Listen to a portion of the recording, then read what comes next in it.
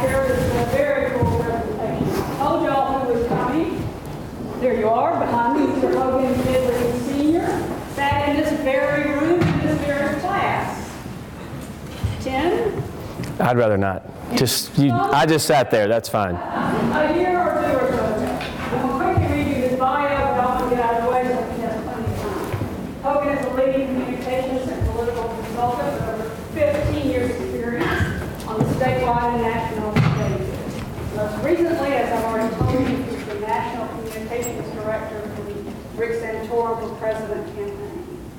Prior to that, he was Director of Communications for then Governor Mike Huckabee, y'all know Governor Huckabee from Arkansas, and he was Executive Director of Mike Huckabee's National Political Action Committee.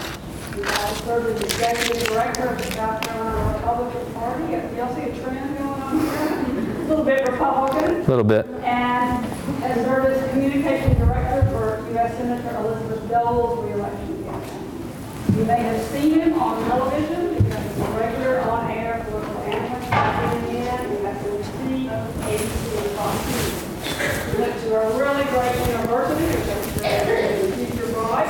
He has a BA in journalism and a minor in political science at Ole Miss. So help me welcome Hogan Gidley. Thank you so much, Dr. Street. I'd like to start. First of all, I just really appreciate you guys having me. I thank you, Robin, for the invitation. I spoke to Dr. Lump's class last night. I sat right where you sat, okay? Albeit it was a longer time ago, and I had tetanus after the seats because they're not near as comfortable as these are. A lot of rust on those seats. But regardless, you guys are blessed to go to a wonderful university that prepares you for the real world. And I'm going to start with my brief resume or brief history in the real world so that hopefully it'll spawn questions for you guys a little bit later.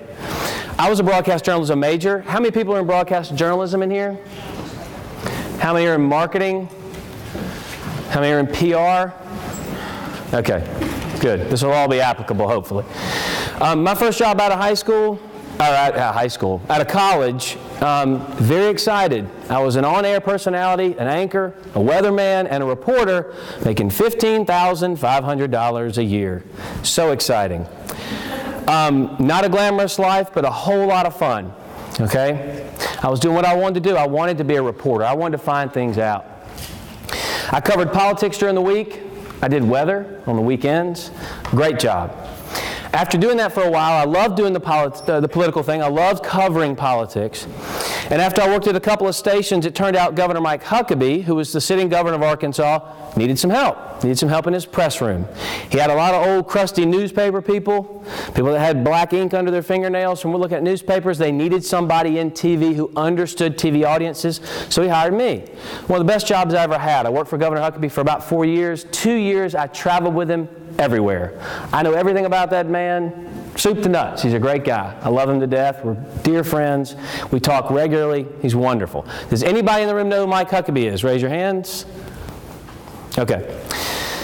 After I got done with Governor Huckabee, he got reelected, and I moved on to South Carolina, did some political races in South Carolina where I was hired as the executive director of the South Carolina Republican Party.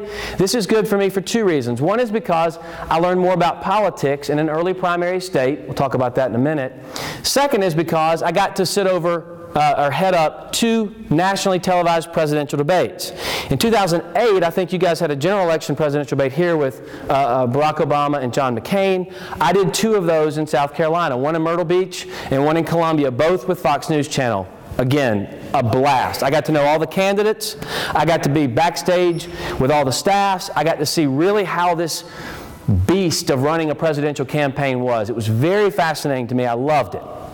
Now, after that, we had the election in 2008, and I went to work for a woman named Elizabeth Dole. Does anybody know who Elizabeth Dole is? Does anybody know who Bob Dole is? Okay. Elizabeth Dole was a senator from the state of North Carolina. She lost re-election in 2008, basically because Barack Obama was so powerful. He did a really good job galvanizing the nation and sweeping out many Republicans. She was one of the people he helped unseat. She had her own problems in the state. That's a different story. Once I finished with Elizabeth Dole, Governor Huckabee called because he had just lost the presidency in 2008, or the nomination of John McCain, so he started to run a PAC. Does anybody know what a PAC is? What's a PAC? Do you know what a political action committee does? It raises money for candidates and advocates issues, okay? So what Governor Huckabee would do is, what's your name? Jane. Jane. Yeah. Where are you from, Jane? Colorado. Colorado. Governor Huckabee loves Colorado. Where are you from in Colorado? Parker. Where? Parker. Parker? Parker, Colorado. You're running for Congress in Parker, Colorado. You call Hogan Gidley and say, you're running Governor Huckabee's PAC. Well, Governor Huckabee, please come out. We've seen the numbers and he looks so good in Colorado. Everybody loves him. And I say, let me check and see if you're a good, you make the checklist. Yes, he loves you too. He's going to come out and do an event for you. So we raise money and we go advocate for candidates and we go advocate for issues. Okay, that's what PACs do. Governor Huckabee had to make a choice, though, whether or not to run for president again. He called me on a Thursday night and said, look, I've prayed about this a ton. I'm not running. I said, fine. He said, don't tell anybody. We'll announce it on Saturday on my show on Fox News Channel. Fine. Kept it quiet. My phone was ringing off the hook for 3 days. He announces he's not going to run for president. Great. So now I've got to find something else to do, because someone who is going to run for president or may run for president can raise a whole lot more money than somebody who's not. So the PAC itself had to downsize quite a bit. So I stepped down, and living in an early primary state is wonderful for this reason. You get to see all the presidential candidates come through your state. Can anybody name for me the 3 early primary states? Oh, come on. South Carolina. I just gave you one, South Carolina. Right. Okay. Where? Iowa. It's one more. It's up north. It's really cold. Where? New Hampshire. Correct. New Hampshire, Iowa, and South Carolina. The reason these 3 states are important, not just because they help decide the presidential election or get the presidential election started, the reason these states are integral in the process is because they're cheap. You can spend $300,000 in the state of South Carolina and put a TV ad across the state for a whole week. In Florida, in a sliver of a percent of a part of an area of the panhandle, it costs $1.5 million. If the campaign started in Florida, you never would have heard of Bill Clinton, you never would have heard of Barack Obama, you never would have heard of Mike Huckabee, you never would have heard of Rick Santorum. Does anybody know who Rick Santorum is? Raise your hand. Okay. So, being in an early primary state, it's wonderful because you get to see these people come through your state. I was hired by a firm. I decided to work for Rick Santorum, prayed about it, met with him many times. I met with Pawlenty, I met with Romney, I met with them all. Not because I'm Hogan Gidley and I'm something, because I'm sure not. It was because I used to be an executive director of the Republican Party, and they wanted an in the state. They wanted to have somebody on their staff who could say, hey, I know South Carolina now because they're on my staff. Rick Santorum, the longest of long shots, had no shot, was my favorite candidate by far, at least in the field running. So I decided to go work for Rick. The firm that hired me to work for Rick is a firm that has done stuff for Rick forever, and the name of that firm is Brabender Cox. They are stationed in Pittsburgh and Washington, D.C. Literally, they sit on a mountain that overlooks downtown Pittsburgh and the Pittsburgh Steelers Stadium, Heinz Field. That's one of our clients. Does anyone know who Ben Roethlisberger is? Raise your hand. Quarterback, Pittsburgh Steelers. He got into a lot of trouble down in Georgia with a young lady. We were the firm that handles his crisis management team for that little mistake. The firm I work for, wonderful firm. We do a lot of things. We do Blue Cross Blue Shield. We do Pittsburgh Steelers. We do the Pittsburgh Penguins. We do colleges and universities. But we do a lot of political candidates. Okay? So when I signed on with the firm and signed on with Rick, the great thing about the early primary state, like South Carolina, is not just you get to meet these candidates, not just you get to ask the question at all, you get to see them all the time. Because they know if they don't do well in Iowa, they don't get to New Hampshire. And if they don't get to New Hampshire and do well there, they can't get to South Carolina. So Mississippi, how many people are from Mississippi here? Yeah, you're never going to see an early primary state ad. You're never going to see too many people visit here because Republicans and Democrats don't spend money here because they think it's going to one party and they don't want to waste their time or their energy. The states of Iowa, South Carolina, New Hampshire, albeit a little bit more partisan than most, really run those folks through the process, run them through the ringer. The toughest questions Rick Santorum ever got, the toughest questions Mike Huckabee ever got, were in the living rooms of people in those cities, in Iowa, in the middle of nowhere, on a frozen tundra cornfield. It wasn't on the Fox debate stage. I mean, you can say anything. You can filibuster. That's a better word I was going to say. You can filibuster for 30 seconds on anything. That's an easy thing to do. But in a living room, when someone says, how are you going to help my family? And you say, I'm going to lower taxes. And they go, how? And you say, because I'm going to put forth, I'm going to do, how? They don't let it go because it directly affects them, and they know that. What's interesting about early primary states, too, is you get to see the first shot at a brand. You get to see what they bring to the table. You get to see the acts they try to do, the folksy dances they try to do, the buzzwords that get applause lines, the ones that kind of fall flat. You get to see all that, and you get to see it evolve, because the first time they come to South Carolina is not like the last time they came to South Carolina. I'll give you a great example. First day in Iowa for Rick Perry. Does anyone remember Rick Perry? Does anyone know who Rick Perry is? Okay. Does anyone know what he's really kind of known for in the last presidential election? Yes? Not remembering. Yeah. Oops. Where are you from? Texas. Where? Austin. Okay. Yeah. Then you know who Rick Perry is. Yes, he's the governor. Rick Perry's first day in Iowa, he comes on stage. He's got his jacket on. Put my jacket on. He's got this, forgive me, but I'm a consultant and I'll tell you what I think about everybody, Republican and Democrat. He's got this over-the-top, foghorn, leghorn presentation that's so syrupy and overly Southern, I was about to puke. And my guy had just done pretty well, Santorum had done pretty well, and everyone was covering Perry's first day. Hadn't been there yet. Santorum had been there and gone to all the, at this point hadn't gone to all the counties, was working on all the counties, been there for, took his family there for vacation, spent the summer there with a disabled child, learning about Iowa, meeting people. Here comes Rick Perry, three-term, Texas governor, all the swagger in the world. He's going to come in and own the room. He gets up on stage, and this is the brand, right? He's tough. He's Texas. He's got the whole thing figured out. He knows what he's doing. He's a governor. Comes out on stage. His wife's in the front row. Wouldn't you know it? First thing he says, "How's everyone meet my baby girl?" She's right there. "Anita, stand up now. Anita, stand up." And Anita stands up and waves, and everybody loves Anita. And he goes, and this is the time in the presentation where he's going to take his jacket off, and he's going to try to brand himself as the family man, as the good husband. "I'm going to give my jacket to my baby girl because she's cold." Hands it off to her wife. "No, I'll grab my jacket." Tries to hand the jacket to his wife. It's summer in Iowa. It's 90 degrees. She doesn't want a jacket. She's not cold. But this is the time where he's got to look like he's ready, right? He steps back and he goes, "Oh, my shirt's a little wrinkled, but it's because I've been traveling. It's not because my baby girl's falling down on the job or nothing." What?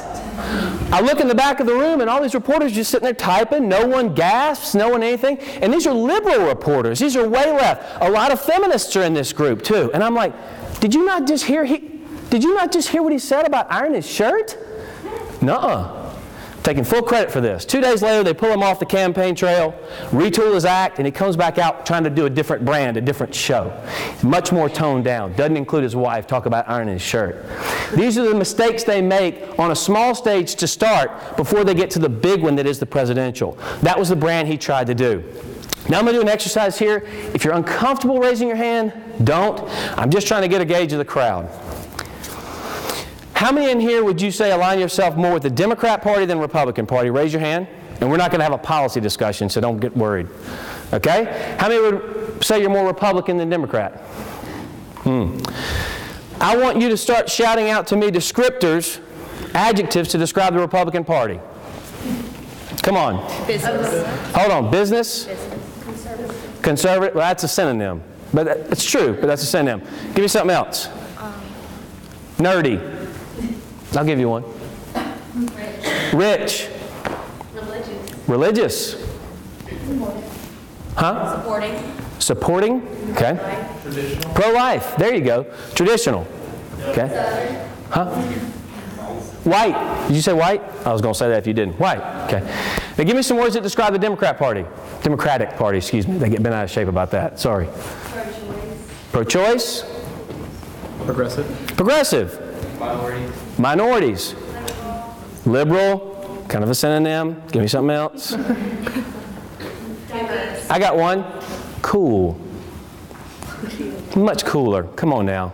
Romney's walking around doing his thing. Obama just comes out all cool, right? He's got the better voice. He's got the better tone, right? Okay? So, what you're talking about, when you're talking about aligning to a party, I'm sure you have core beliefs of these parties. I'm sure the pro-lifers in the audience are vehemently pro-life. I'm sure the pro-choicers are vehemently pro-choice. But what you're in essence aligning yourself with is a brand of a party. That's the brand they have.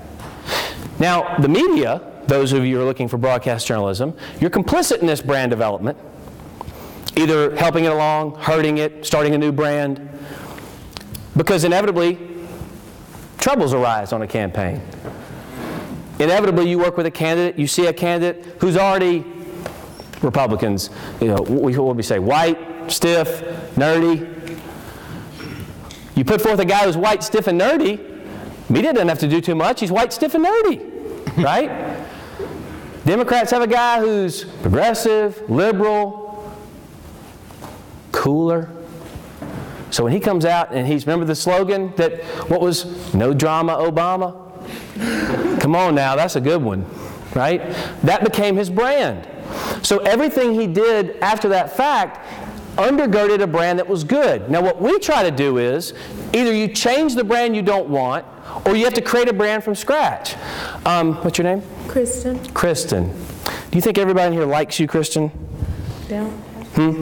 You're probably very sweet. And if I asked you what you thought you were, you'd say, I'm a sweet girl and everybody loves me. If I took you out of the room and I polled the room... I'm very sarcastic. Okay. You're very sarcastic then. So you think I'm very sarcastic. Someone else might go, I don't find her sarcastic. I think she's sweet. So one of the things I have to do with branding is say, what do you think you are? And then I have to find out what people really think you are. Okay? Because I can't help you or broaden your appeal or try and get rid of the bad stuff if I don't know how people think about you. Okay? Now I'm going to show you some videos, and I'm going way back here. Way back. We have a question right there. Hold on. Okay. This is George H.W. Bush and Bill Clinton. Bill Clinton is a master. Does anybody know who Bill Clinton is? Raise your hand. You laugh. I've asked a lot of classes, like, I don't know what you're talking about. Anyone know who George H.W. Bush is? Raise your hand. Okay. Were y'all even alive when this debate was going on? I don't even know. All right. So here's the deal. I'm going to go through these really quickly. Watch George H.W. Bush right off the bat. Watch what he does. Watch him. Yes, how has it... I got other stuff to do. I'm looking at my watch. How dismissive is this? Right off the bat, he's looking at his watch, right?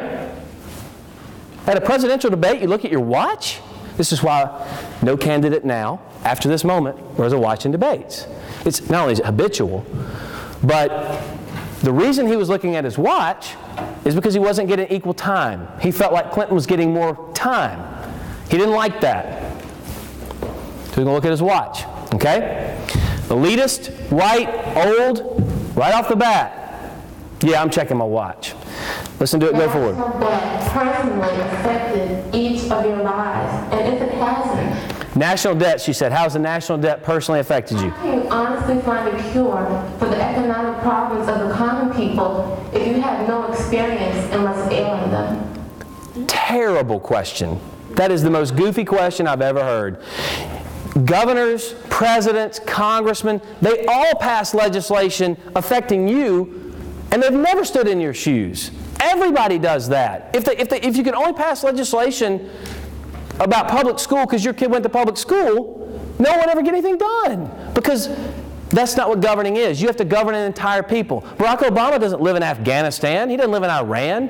But he has to pass legislation that affects the people. He has to drive a foreign policy that affects those people. You can't say, well, you don't know, you can't pass foreign policy, Mr. Obama. You've never lived in Afghanistan. Yeah, I can. I'm the President of the United States. I sure can.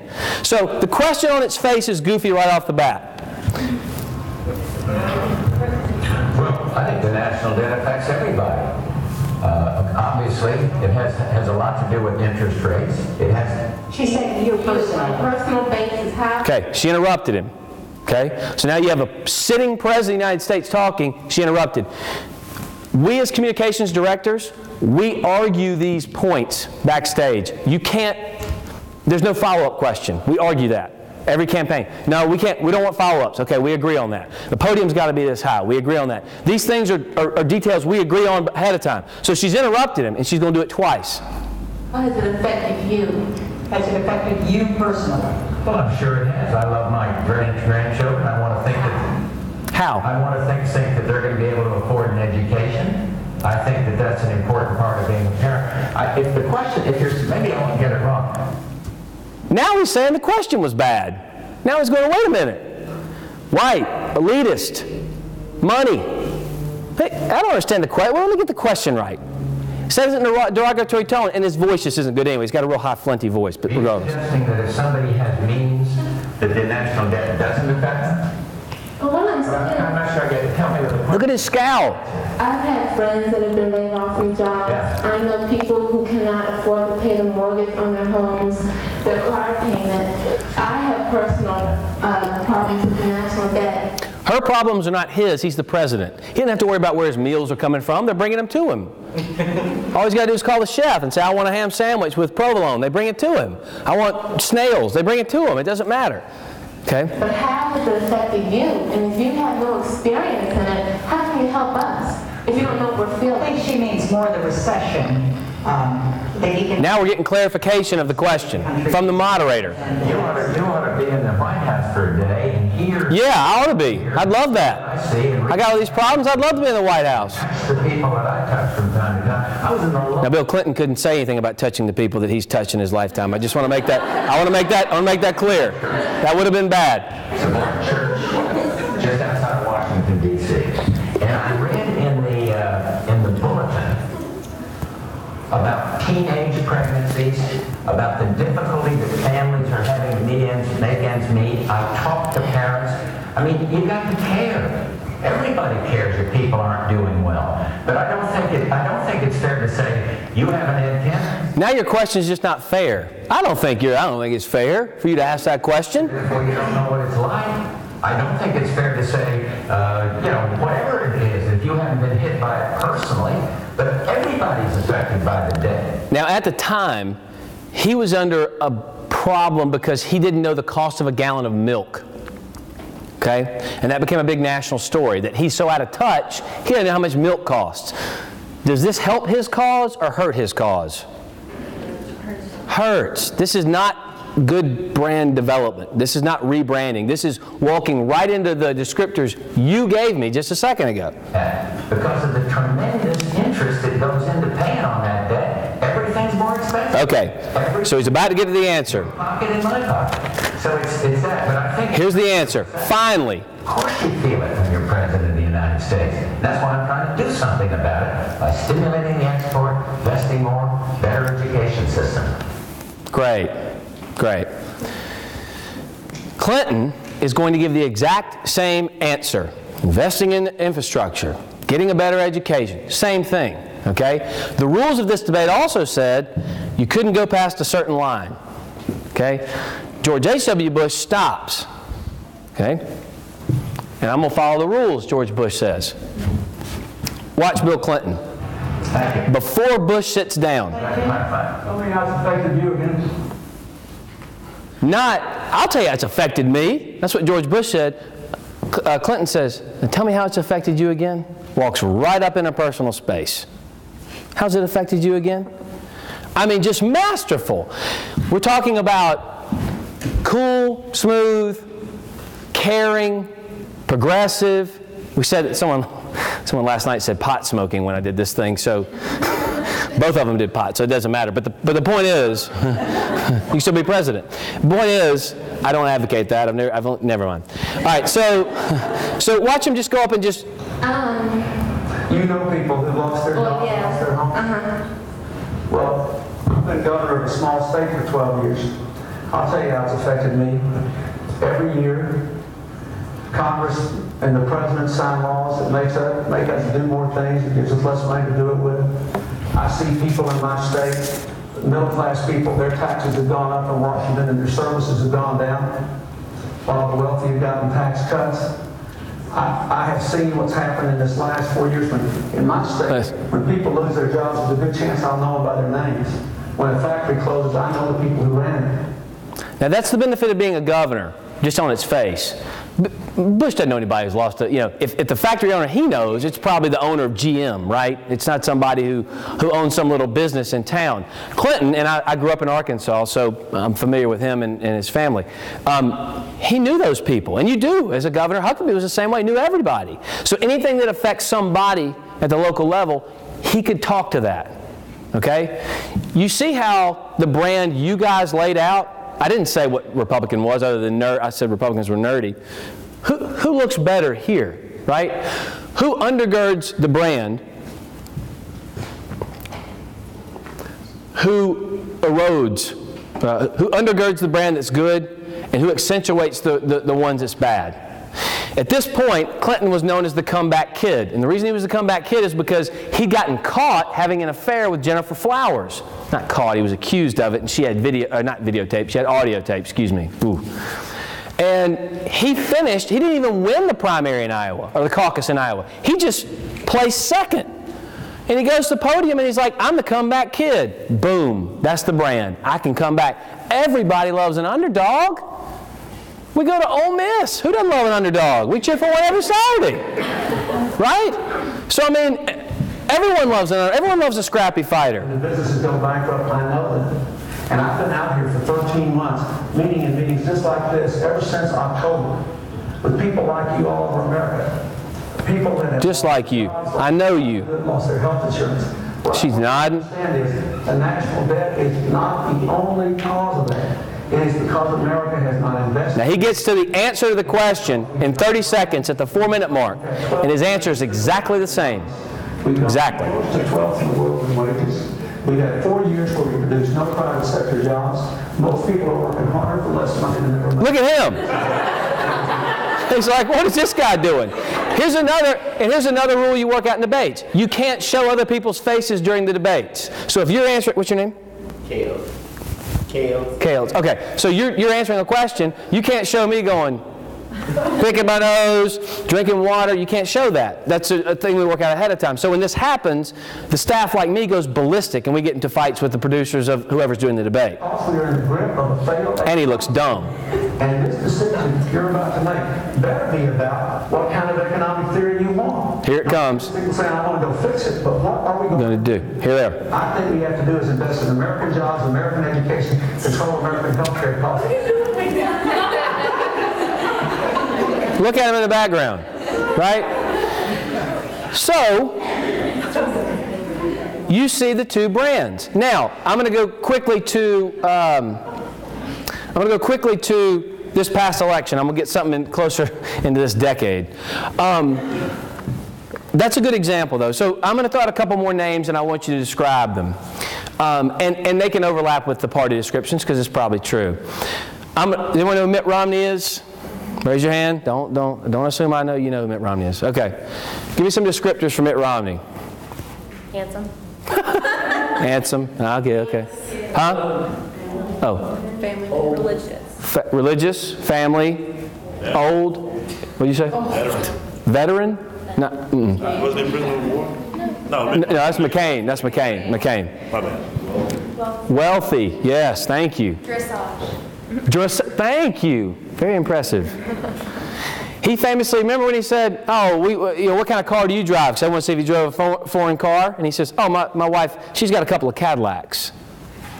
Okay, a couple of Cadillacs. And then when they had to clarify, it made it worse. Well, I only got, when we're in California, we got a Cadillac. When we're in Massachusetts, we have a different Cadillac. Oh, okay, that's better. And remember his house in California, what did it famously have? Does anyone know? A car elevator. To stack cars. He had a car elevator in his house. Okay? I have feet in Mississippi. Now give me the name for give me some descriptors for Obama. Fine. I got something for you now. You said that. Do what? Family man, Obama. What is it? Athletic, yes. Hip, yes. Romney's walking around with his pants up here. He's got this weirdo walk, right? Weird voice. Swag, yeah. Charismatic. Do any of those things affect policy? Not really. But do they give him a brand recognition that makes it more likely he can actually get something accomplished, that he can move a nation to put pressure on people? Absolutely. Makes him more relatable. Makes him more relatable, she says. Walking advertisement. Romney is not a walking advertisement. I'm going to show you two things, and I'm also going to show you how the media. Now listen to what the media comments on this clip.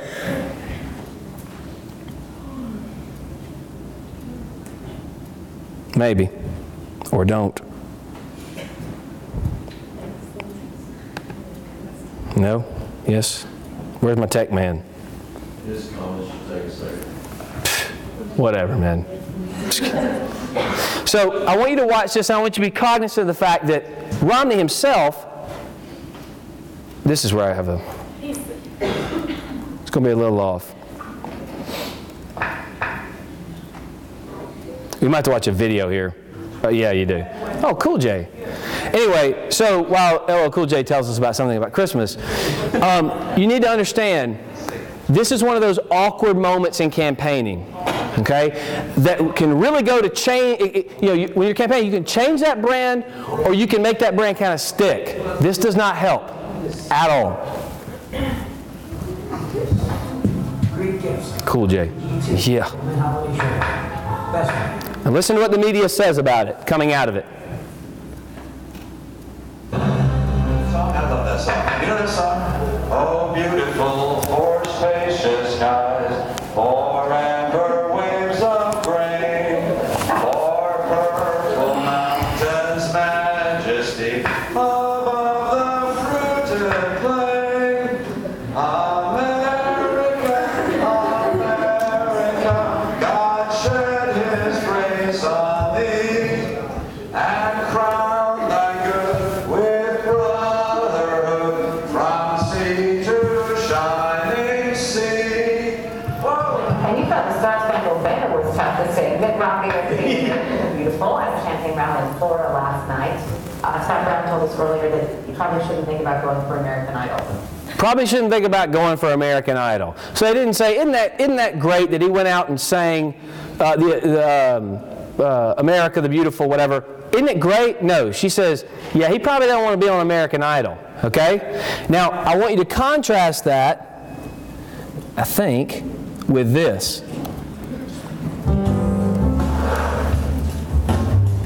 All right, sticking with politics, last night President Obama was in New York raising money for his own campaign, including a stop at Harlem's famous Apollo Theater. Being on that stage, he seems to have inspired the president.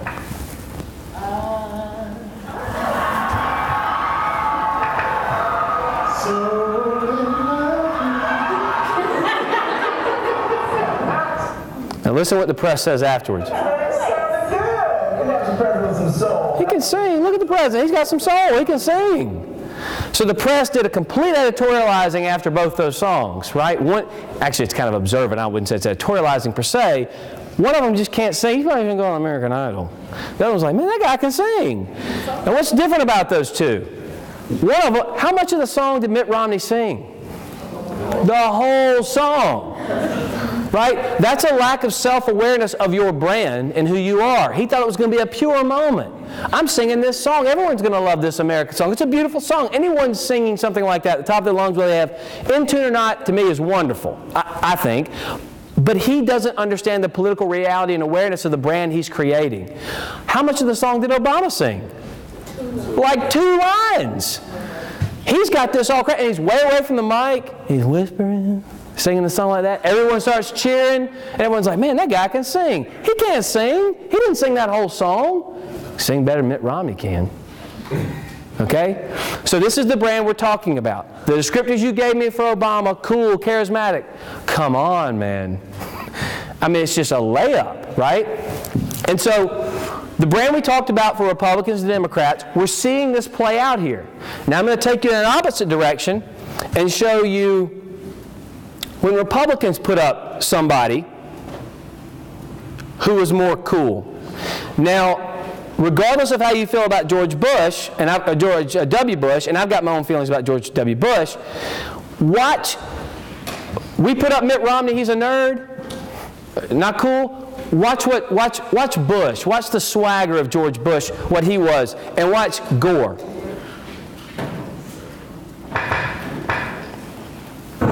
I specifically would like to know whether Governor Bush will support the Denver Norwood bill, which is the main one pending. Governor Bush, may I answer that if you'd like, but also I'd like to know, have you seen the differences between the two of you? We need to move on.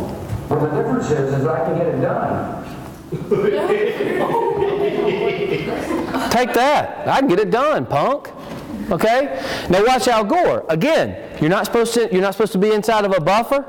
Al Gore breaks the rules a la Bill Clinton and walks up on George Bush, right? And you think, as George H.W. Bush's daddy did, he fell apart. Watch what George W. does. But I can get something positive done on behalf of the people. That's what the question in this campaign is about. It's not like what's your philosophy and what's your position on issues, but can you get things done?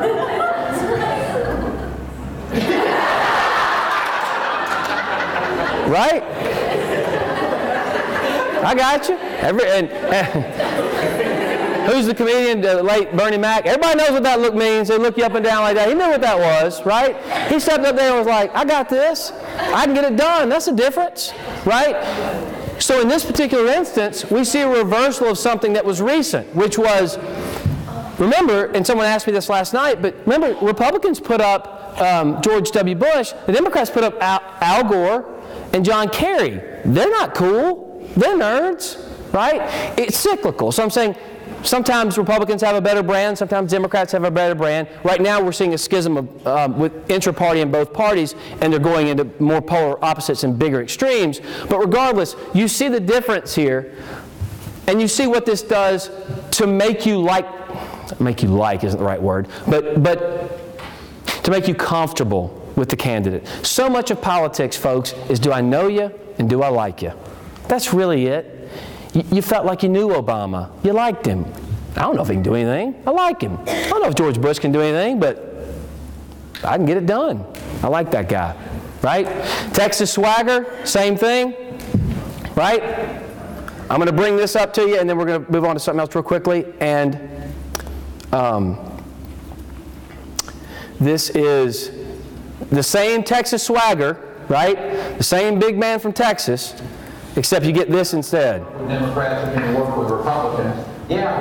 Now Perry's going to tell you what he's going to do, and he's got 3 things he's going to do. 3 things he's going to tear apart. I'm sorry, Austin. 3 things, right? We can all do that, but the fact of the matter is we better have a plan in place that Americans can get their hands around, and that's the reason Mike Huckabee is the only one of all the folks, these good folks on. I'm Texas swagger, baby. I'm about to bring it. In 2020. I got 3 things. Does the things to the regulatory climate that has to happen, and I will tell you, it's 3 agencies of government when I get there that are gone. Commerce, education, and the, what's the third one there? Let's see. 5. Okay, so commerce, education, and EPA. There you go. Okay. Literally forgets. Seriously? Harwood says, seriously? No, sir. No, sir. We're talking about the agencies of government. EPA needs to be rebuilt. There's no doubt about that. The third agency of government, I would do away with the education, Now you forgot 2 of them. commerce, and let's see. Oh, check my notes. The third. Sorry. Oops. Come on now. Now look, everybody has been in a situation where you're at a loss for words. Everybody. This is no different, okay? But you have to understand what we're talking about here. No stage is bigger. No lights burn hotter than when you're in front of the presidential stage, when you're in front of that microphone. Everything you say, this gets by in Texas. It's okay. The national press ain't going to let that fly, okay? So the brand he had was gone in one word, oops, was gone in one agency that he couldn't remember, okay? Everybody had a moment like that on stage. 3 agencies, my friend. I got nothing. Okay? So this goes to take him out of the running just like that. What time are we done here? How much do we have? I have 22. Okay, 20. Let me move on to something else real quickly. I'll show you a couple of quick ads from the agency when you find a certain thing in place. When you find a certain brand starting to take hold and you want to change a brand, because a lot of times, and I'm not going to be able to get to near what I wanted to get to, but I think we've had fun anyway. For instance, out ahead of a particular race, can anyone give me a quick descriptor of Rick Santorum, if you know him? Only 2 of you knew him. You don't hurt my feelings. I work for him. I don't care what you call him. No one's got it. Did anyone have any descriptor? Does anyone know anything about him at all? Okay. Well, Rick was mean. A lot of people said Rick was mean.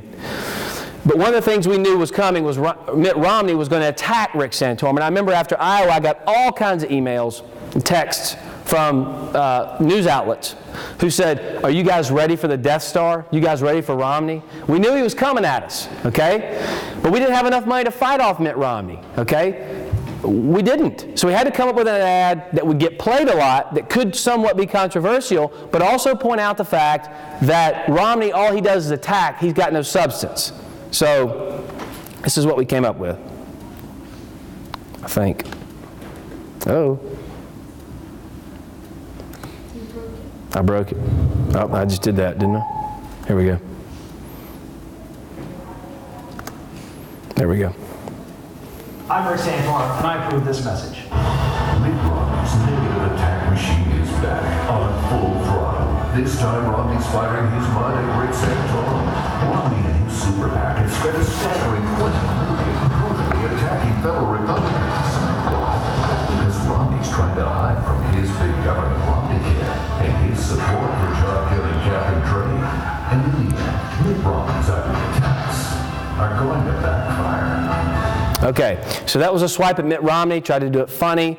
We were more worried about him carrying a gun around, quite frankly, than anything else. But this was prior to any school shooting massacres or anything like that. So this wasn't, obviously you wouldn't do an ad like that, post those things. But it got a lot of traction because everyone knew what Romney was. His brand was mean. He was mean and nasty. He would take all the money in the world and throw it at you and say nasty things. So we got a Romney look-alike to walk around with a mud-slinging gun and shoot him at our candidate. Now, as far as Rick is concerned, Rick got accused of being pretty mean a lot. We came up with an ad with Rick. Again, no money. We had to use some old footage. But this is a brand trying to make him seem more family-oriented. Does anyone remember pop-up videos from VH1 or something, MTV or something? Remember those? Okay. This ad's called Pop-Up. I just want to show you this real quickly.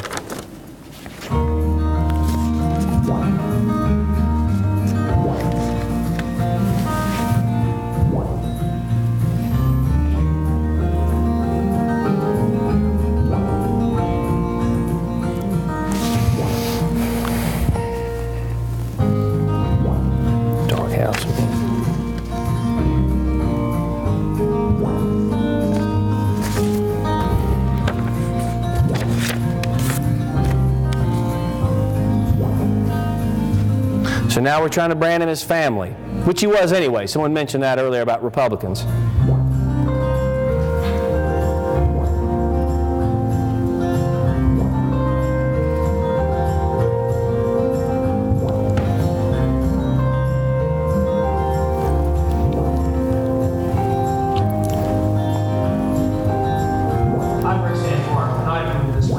Okay, now I'm going to fast forward to something real quickly because I'm going to open up. I want to spend some time for questions. And I approve this message.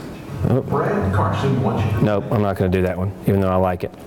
Okay, what happens when your brand is family and you find yourself busted for being on a madam's list, for news stories coming out for you having an affair with a prostitute, and in that affair, you made the prostitute, you wore and she wore diapers. Okay? This is a big problem for a guy named David Vitter. Is anyone from Louisiana here? Ah, yes. Remember this? So Vitter finds himself in all kinds of trouble. We've been branding this guy for a while as a family man. And what happened was our opponents got a hold of this. It made national news, and then guess what they said? They did an ad. It was so salacious. They had a woman. It was like a dramatization. A woman slinking out of a hotel room.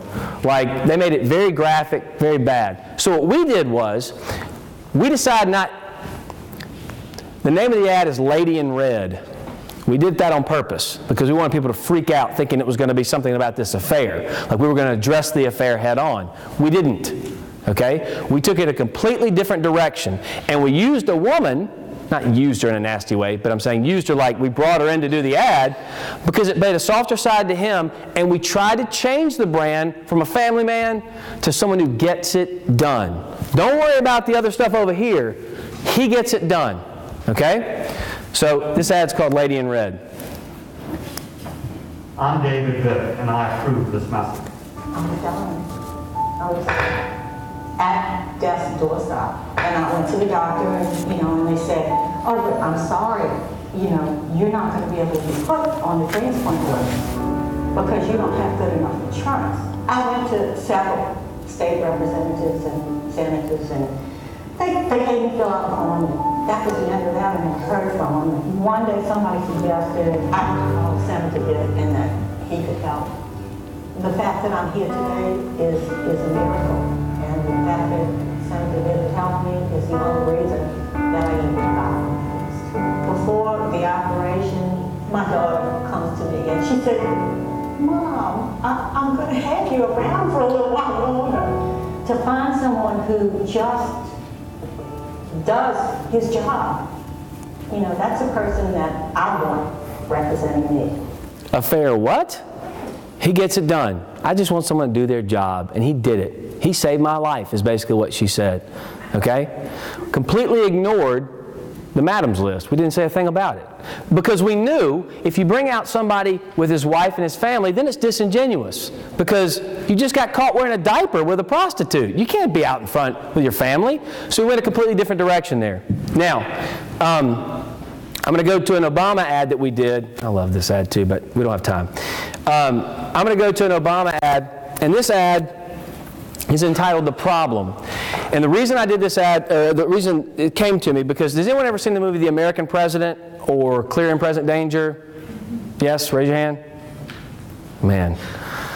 Anyway, I'm old. There's a poignant moment where every president says, "I am the president." And it's a big, applause line. It's a big, I'm taking control of this country. I'm the country. Okay? I'm leading this nation. I'm the president.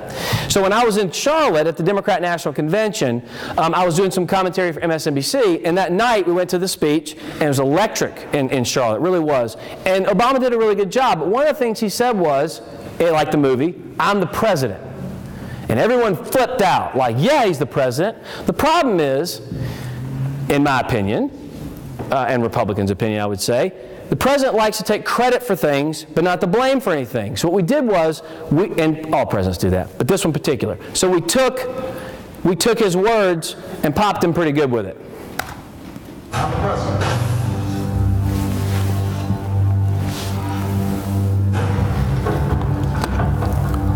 I'm the president.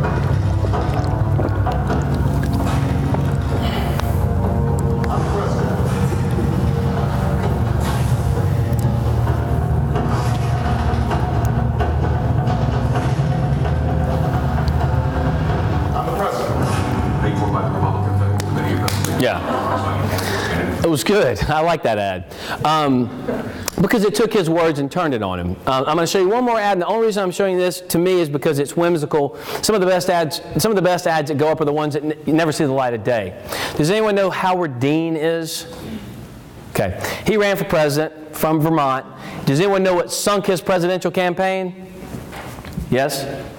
How excited he was and that outburst he had. Outburst he had. He lost the race, but said, telling his opponents, telling everybody, I'm going on, and excuse me, but this is exactly what he did. He basically says, we're going to go to South Carolina and New Hampshire, we're going to go to Texas, and we're going to Georgia. Ah! Literally. That was it. People had their ringtones, it was hilarious. Ah! Just like that. That day, he's done. His brand now is, ah! And anytime someone plays him, that's what he's doing. But before he was persona non grata, he was the expected nominee. The Bush campaign called my boss and said, look, we're looking at some ads. We want to see what you guys can come up with because George Bush is being accused of using his daddy to dodge the draft, if y'all remember that at all. So we need a Republican president to look more savvy as it relates to military issues. So what do? So we want to see what you guys can do to Howard Dean. So now we're trying to brand Howard Dean before he gets out. Remember, one of the things that Barack Obama did so beautifully was he spent millions of dollars branding Mitt Romney before Romney was even the nominee. So by the time Romney comes out of the fight, he's already behind the 8 ball. He's already white. He's already rich. He's already callous. He doesn't know the price of a gallon of milk like George H.W. Bush. He doesn't know what he's doing. Right? He's just all about the economy. He's all about money. That's Mitt Romney. So rebranding that was almost impossible, especially when, does anyone watch The Daily Show? You raise your hand. Does anyone watch The Colbert Report? Okay. Anytime your brand seeps into popular culture, that's a bad thing, if it's a bad brand. And they hammered him relentlessly. Saturday Night Live hammered him relentlessly. And now you're starting to see a little bit of a shift as it relates to Obama, as I digress a minute, because now that's seeping into popular culture about Obamacare. It's a failure. Everyone's talking about it being a failure, okay? Regardless of how you feel about it, that's not what I'm saying. The point is, it's in popular culture now. That's a bad thing when the brand is bad, okay? Because it's humorous and it sticks with people like your age. You remember funny jokes about things you don't like. I'm going to play this ad, and this is Howard Dean. We're trying to make Howard Dean, bracket him. We're trying to brand him because my boss found audio of his wife on a radio show saying, Howard Dean is an expert skier. My husband's an expert skier. In fact, he went skiing 80 times this year. Elitist a little bit, but skiing 80 times? So you've got to show how that relates to him and his military record. This never aired, but I just think this ad is comical.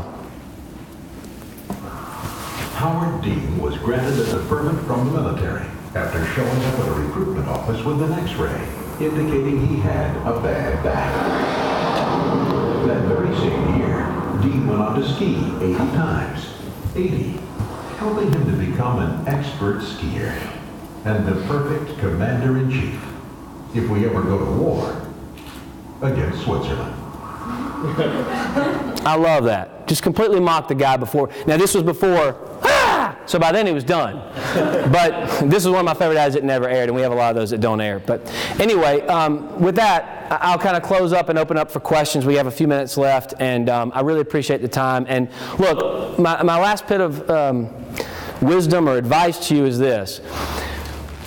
Political branding, whether you're in the media and you're thinking about politics, whether you're in marketing, whatever it is, also think about yourself personally as far as how you want to be and how you want to be branded. I do shows regularly on CNN, MSNBC, and Fox, and some people like to throw bombs. I don't. Some people like to say their side's always right. I don't.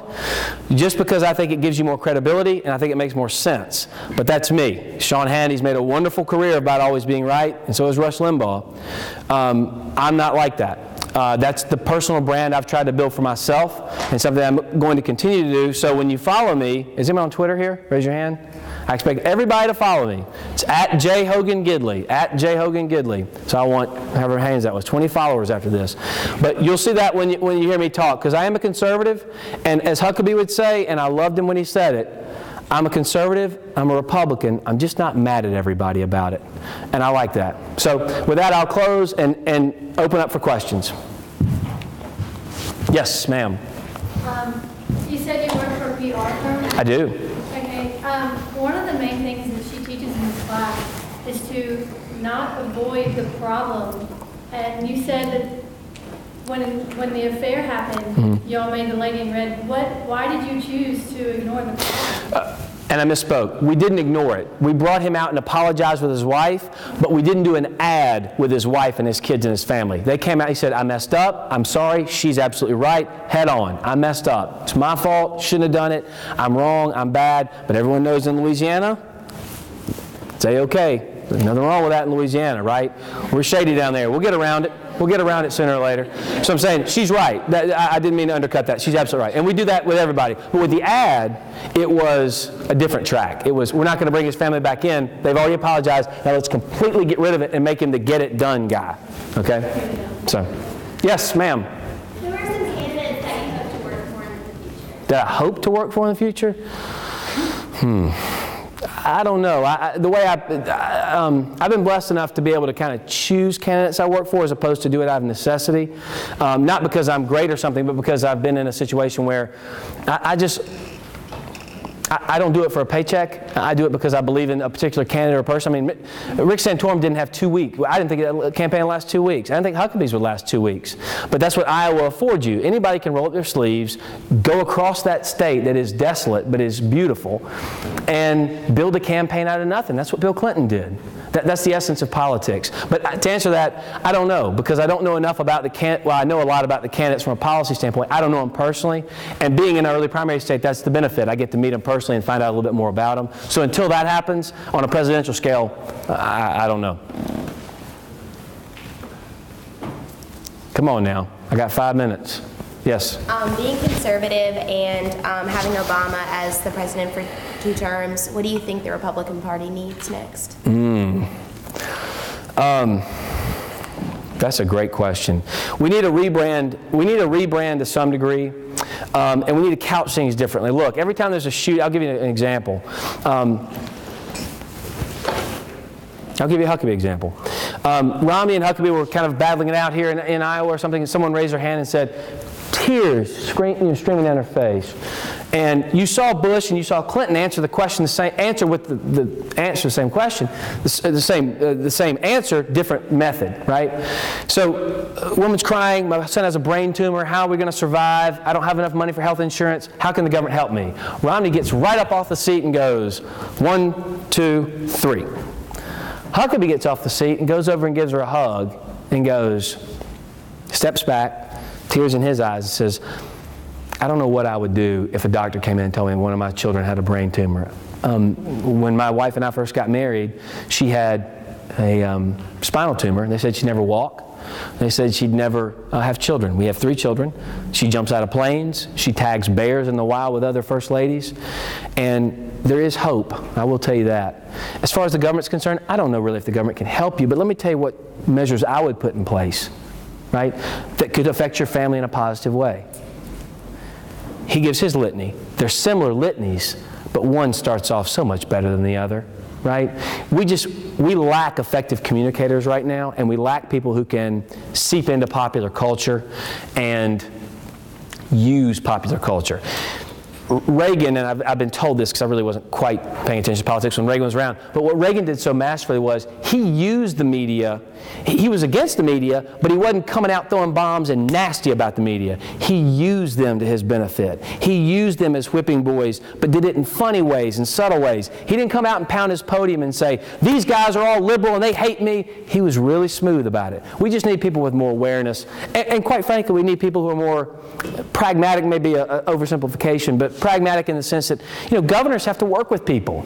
You can't just out of hand dismiss somebody. You have to work with the other side, especially governors have Democrats in their state. I mean, it's usually split up pretty good. So, you know, we need a lot of things, quite frankly. I think I have time for one more, depending on how long I answer. Who's the last question? Yes, in the back. I know you. Tea Party? I'm sorry? Tea Party reaction? Yeah. This is a very nuanced question for me. I understand, real quickly, we got a couple minutes. The Tea Party has done a really good thing. At least they started off really good because they are, does anyone know what T stands for? It stands for taxed enough already. When was the last time you heard a Tea Party ever talking about being taxed enough already? It's been very rare. They started out a certain way, they've gone a different direction, and quite frankly, most Tea Partiers run with an R beside their name, so for better or worse, we get their victories, but we also get their failures, and sometimes the Tea Party's failures are massive. But I'll give them credit here.